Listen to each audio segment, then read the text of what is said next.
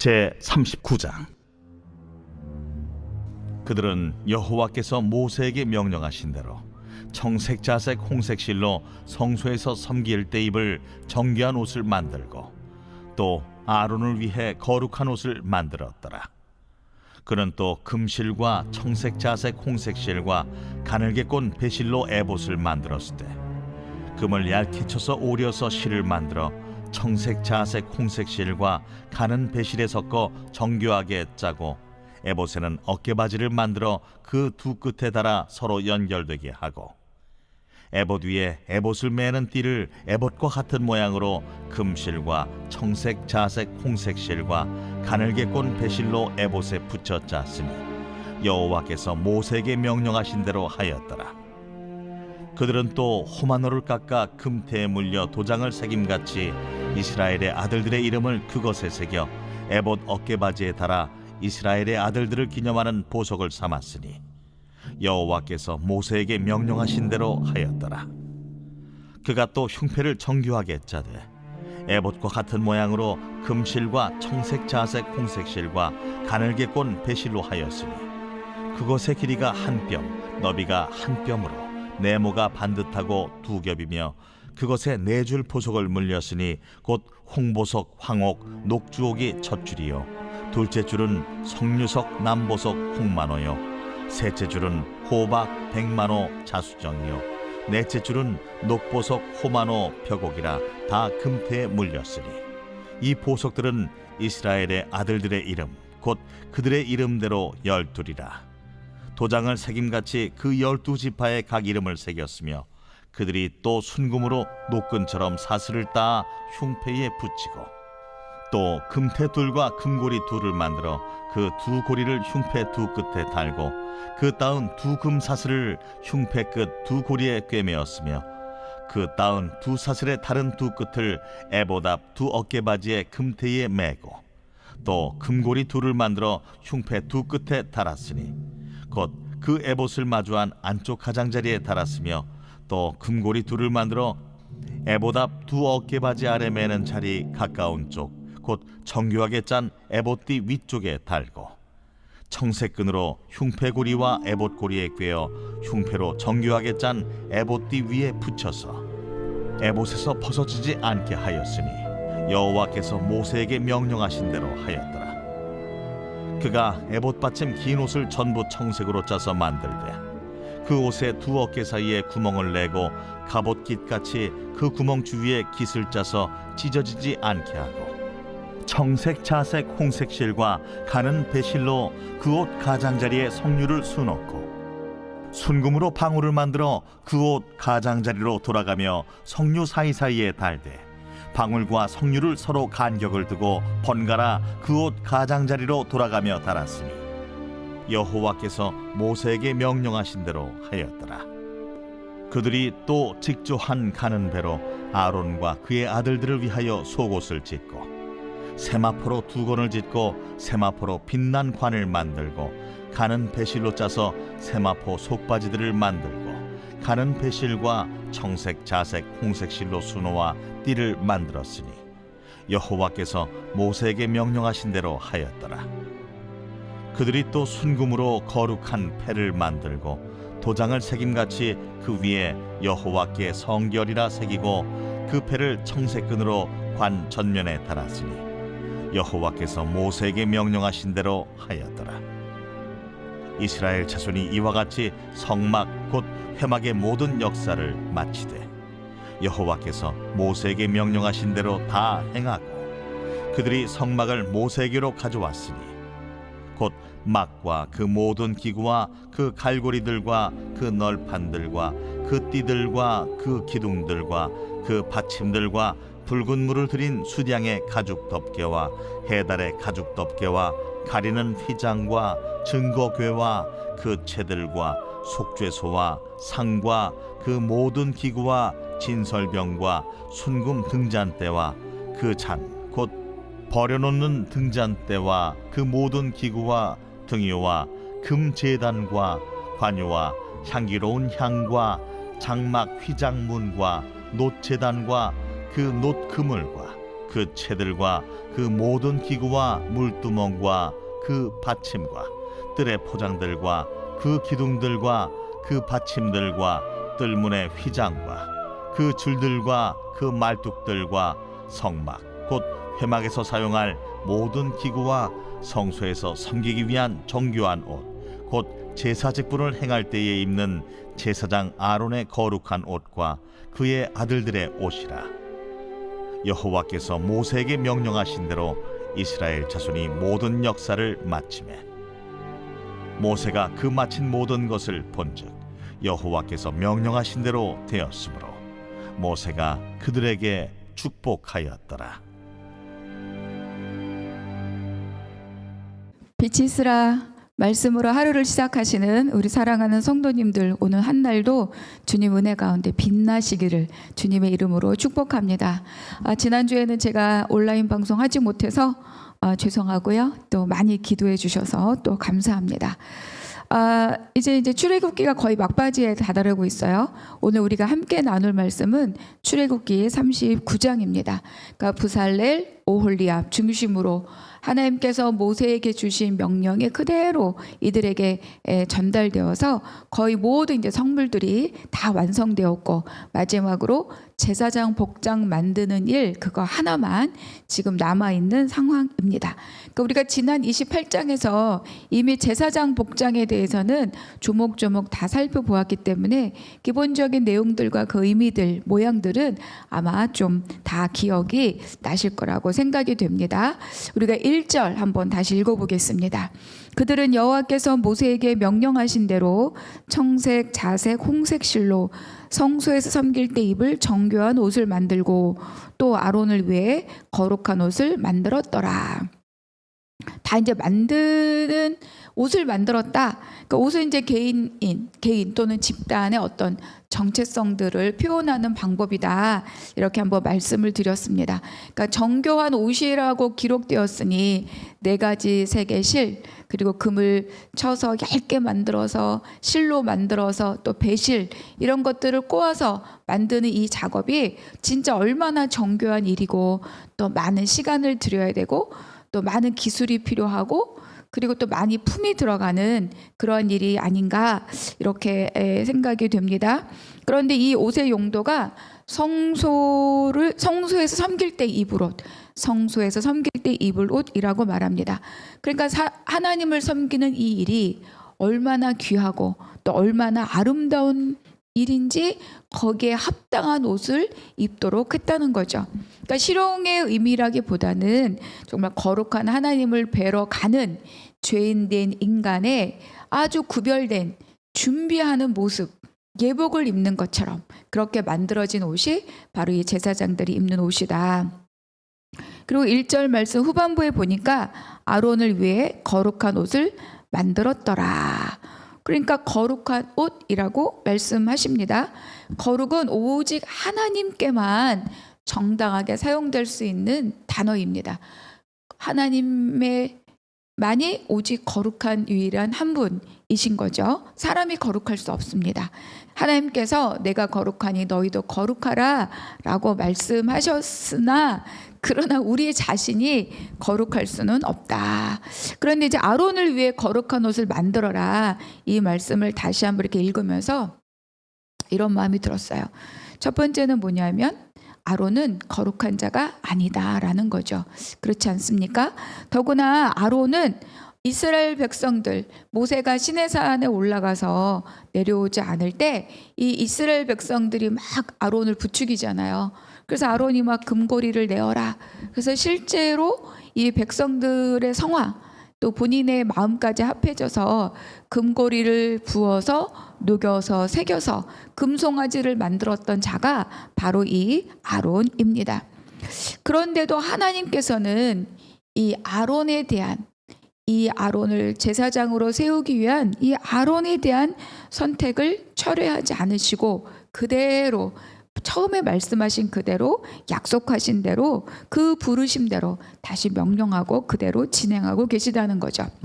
그러니까 성막의 다른 모든 성물들은 처음 하나님이 말씀하신 그대로 만들면 되죠. 그리고 그것들은 다 뭡니까? 하나님을 섬기는 것에 사용될 성물들이기 때문에 그대로 다 만들면 돼요. 그런데 그것을 직접 사용하고 제사를 집례하고 하나님 앞에 직접 나아갈 이 사람에 대해선 하나님께서 바꿀 수도 있지 않을까? 그런데 하나님은 그렇게 하시지 않는 거죠. 아론을 위해 거룩한 옷을 만들어라. 그래서 또 이렇게 생각해 보는 거죠. 두 번째 생각은 뭐냐? 그렇게 생각하다 보니 그 이스라엘 백성들이라고 하는 그 무리 가운데 아론과 같지 않은 자가 누가 있었겠는가? 죄짓지 않은 자가 누가 있었겠는가? 하나님의 거룩을 그대로 닮은 자가 누가 있었겠는가? 아무도 없다는 거죠. 그러니까 이 아론뿐 아니라 사실은 이스라엘 백성 이 모두가 하나님의 놀라운 사랑과 은혜 안에 있던 자들이다. 이런 마음이 깨달아졌습니다. 그들 모두 죄인이고 또 그들 모두 오직 하나님의 은혜로 인하여서 그 생명이 보존되었다는 거죠. 그러니까 처음 금송아지를 만들고 제사하고 춤추고 경배할 때 하나님께서는 모세에게 내가 이 백성을 다 진멸하고 내가 너를 통해서 다시 큰 민족을 이루겠다 이렇게 말씀하시지 않았습니까? 그러나 하나님은 마음을 돌이키시고 그리고 그들과 함께 동행하겠다고 다시 약속하셨습니다. 그러니까 이스라엘 백성들은 뭐 아론만 그렇다가 아니라 그 백성 모두가 다 하나님 앞에는 누구도 예외 없이 죄인이다. 그런데 그들만 그렇겠느냐? 그게 아니고 저와 우리 모두가 다 동일하다. 하나님 앞에 우리 모두 다 죄인이다. 그리고 또 오직 하나님의 놀라운 사랑과 은혜로 인하여서 우리의 생명이 보존되었다.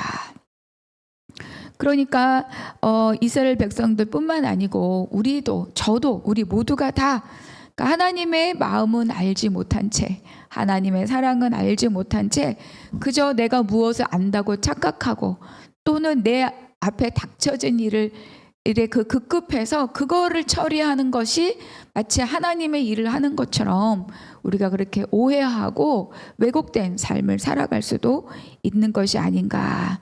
또 나의 이 열심이 하나님을 섬기고 있다고 내가 오해하고 착각하고 있는 것은 아닌가. 그러한 경우가 또 우리 안에 얼마나 많을까. 이런 것들을 아론을 위해 거룩한 옷을 만들었다라는 이 한 구절 안에서 저는 이런 마음들이 여러 가지로 묵상이 되었습니다. 그러면서 그런 거예요. 다시 한번 이 하나님의 놀라운 은혜, 그 사랑, 그 용납, 그 수용, 기다림 이런 모든 단어들이 이렇게 올라오면서 참 많이 감사하고 또 마음이 울컥했습니다. 하나님께서 그런 아론에게 그 금송아지를 만들었던 아론에게 그 아론을 다시 철회하지 않고 그대로 그 부르심대로 사용하고 계시다. 그리고 하나님을 섬기는 그 일에 그대로 하나님이 그 거룩한 일을 행하게 하셨다. 지난번에도 살펴봤던 로마서 말씀 중에 오직 주 예수 그리스도로 옷 입고 정욕을 위하여 육신의 일을 도모하지 말라. 그러니까 그리스도로 옷 입은 자는 어떤 자예요?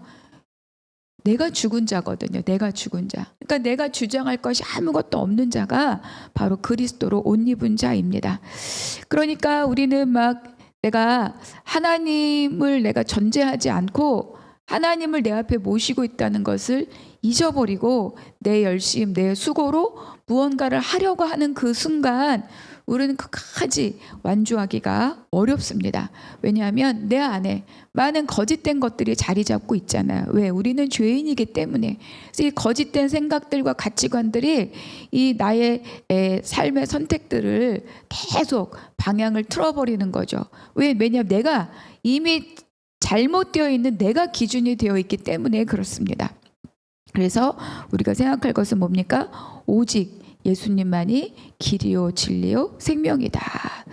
그래서 그리스도로 옷 입었다는 것은 첫 번째로 내가 죽었다는 말입니다. 그리고 다시 그리스도로 옷 입었다라고 하는 것은 그리스도를 통한 권세가 나에게 있다는 말과 같죠. 이것은 아론이 하나님의 부르심으로 그에게 권세가 권위가 주어지는 것과 마찬가지인 거죠. 그래서 우리는 아론보다 더 큰 그런 권위를 힘입은 하나님 나라의 백성, 또 하나님 나라의 제사장들이다. 우리가 이제 자동차 운전을 하고 가다 보면 교통경찰을 만나잖아요. 그러니까 교통경찰이 이렇게 경찰봉으로 수신호를 하면 사실은 교통신호보다 이 경찰의 수신호가 우선해서 이 수신호를 따라야 돼요. 그러니까 뭐냐면 이 경찰복을 입었다는 이 옷이 결국 그 사람의 권위를 말해주는 거죠. 그 사람이 어떠하냐, 남자냐, 여자냐, 뭐 나이가 있냐, 젊으냐는 등의 의미가 없어요. 그가 경찰이다, 정상적인 경찰복을 입었다라고 하는 것이 그의 권위인 거죠. 그러니까 우리가 예수 그리스도로 옷을 입었다라고 하는 것은 나의 어떠함이 아니라 예수 그리스도를 통해서 나는 죽고 예수 그리스도를 통한 그분의 권세가 나에게 있다는 것과 같은 의미입니다. 그래서 우리가 그리스도로 옷 입었다는 것은 무엇입니까? 우리가 죄로 인해서 잃어버렸던 하나님의 씨, 하나님의 통치권을 내가 회복하여 갖고 있다라는 말과 같은 맥락의 말씀이죠.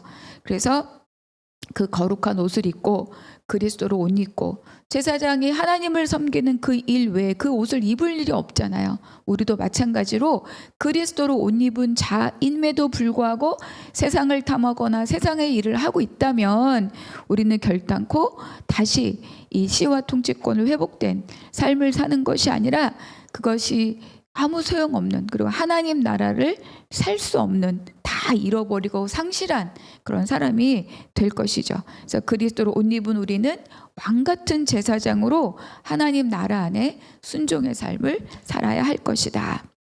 42절 43절 여호와께서 모세에게 명령하신 대로 이스라엘 자손이 모든 역사를 마침에 모세가 그 마친 모든 것을 본즉 여호와께서 명령하신 대로 되었으므로 모세가 그들에게 축복하였더라. 그러니까 성막과 이제 제사장 옷이 다 만들어졌어요. 그러니까 계속 반복되는 구절이 있죠. 여호와께서 모세에게 명령하신 대로입니다. 그러니까 40장, 우리가 내일 살펴볼 40장에도 이 구절이 계속 반복되고 있는데 백성들은 모세를 통해 하나님의 명령을 들었고 그리고 그 말씀하신 대로 순종하여서 모든 것을 다 만들었죠. 그리고 만든 것을 다 누구에게? 이제 모세에게 갖고 왔죠. 마지막 최종 점검을 이제 모세가 하는 겁니다. 그러니까 하나님이 말씀하신 얼마나 디테일한 게 진짜 많았잖아요. 근데 하나님께서 말씀하신 이 모든 것, 이 큰 성막을 짓는 이 큰 역사에 많은 이들이 여기에 참여하였고 헌신하였지만 모두 기쁨으로 모두 마음을 다하여서 그리고 헌신하였습니다. 그런데도 불구하고 다툼이나 분란이 없었어요. 왜 그렇습니까? 너무나 명확한 기준이 있었기 때문이에요. 그것이 무엇이냐면 여호와께서 모세에게 명령하신 대로입니다. 하나님께서 모세에게 말씀하셨고 모세가 거기에 전혀 자기의 개인적인 의견을 개입시키지 않고 그대로 백성들에게 전달했고 백성들은 그 말씀에 순종하여서 그대로 그 작업을 완수하였던 거죠. 그러니까 인간적인 사사로운 어떤 인간의 생각이 개입될 여지가 전혀 없었습니다. 교회가 그리고 모든 공동체가 하나님 말씀에 따라서 순적하게 가려면 제일 중요한 것이 뭐냐? 하나님의 원칙이 무엇이냐를 알아야 돼요. 하나님 나라의 원칙이 무엇이냐? 그것을 배우고 알고 지키고 그럴 때 하나님 나라 교회 모든 공동체가 평안한 거죠. 그것이 없으면 다 자기 주장, 자기가 옳다고 생각하는 것을 말하게 되어 있잖아요. 그것이 사람 아닙니까? 그리고 가장 먼저 하나님의 원칙을 배워야 될 사람은 누구냐? 바로 나 자신이다. 그래서 제일 먼저 우리가 할 일은 하나님 나라의 원칙을 배우고 그것을 또 살아내는 것이 가장 우리가 하나님 나라 안에서, 교회 안에서, 이 공동체 안에서 첫 번째 우리가 해야 할 일이다. 그래서 오늘 이 39장을 마무리하면서 첫 번째, 내 마음에 오늘 이 39장 안에서 나에게 주신 하나님의 말씀 한 구절 무엇인가 기록하시고 묵상하시고 결단하시고 기도하시기를 바랍니다. 그리고 또 잠시 이렇게 묵상하시면서 얼마나 많은 것들을 하나님께서 나를 인내하시고 또 용납하셨는지 또 뒤돌아보시고 그리고 하나님께 감사하는 기도를 올리시기를 바랍니다. 또 한 가지는 하나님께서 명령하신 대로 모든 것을 다 완수한 이 백성에게 모세가 축복하였죠. 그래서 모세가 백성들을 축복한 가장 중요한 내용은 어떤 면을 가장 축복하였을까 한번 또 생각해 보시면 좋을 것 같습니다. 그래서 오늘 39장으로 오늘 하루도 넉넉하게 말씀 가운데 은혜를 누리시는 복된 날 되시기를 바랍니다. 기도하겠습니다. 하나님, 39장 말씀을 또 제사장 복정에 관한 말씀을 다시 한번 듣게 하시니 감사합니다. 하나님, 이 가운데에서 아버지 아론을 물리치지 않으시고 아론의 부르심을 철회하지 않으시고 그대로 부르시고 그대로 그에게 거룩한 옷을 입힌 하나님의 그 놀라운 사랑을 발견하게 하시니 감사합니다. 내 인생도 그러하였을 텐데 오늘 하루 동안 나를 사랑하시고 용납하시고 기다리신 그 하나님을 다시 한번 묵상하고 감사하는 한 날이 되게 하여 주시옵소서. 모든 것 감사하고 우리 주 예수 그리스도 이름으로 기도하옵나이다. 아멘.